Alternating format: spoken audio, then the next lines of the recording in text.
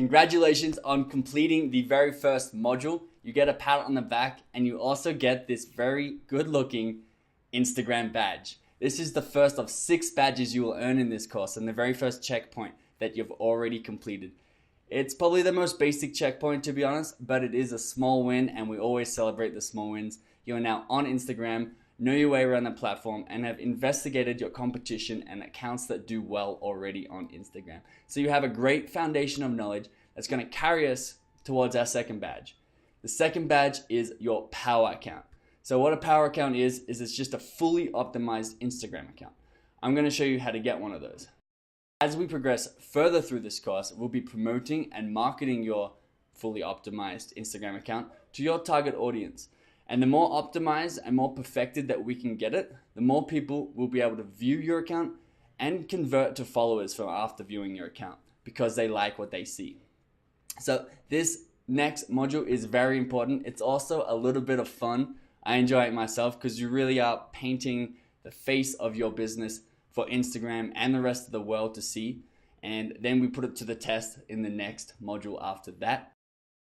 In this next module, I'm going to be covering your profile picture, the do's and don'ts, and what works best. I'm going to show you how to choose the correct handle or the username of your account and the right name for your account in order to appear high on search engine and still be relevant to your business. I'm then going to show you how to write the perfect bio for your business, even including a call to action at the end of your bio, which we'll be discussing further down in the course once again.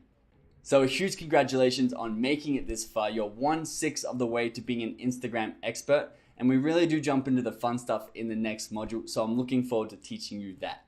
In the meantime, if you have any questions or suggestions or anything that you need me for, once again, I am your personal Instagram coach, so go ahead, pop the question in the discussions tab right now, and I'll contact you back within 24 to 48 hours.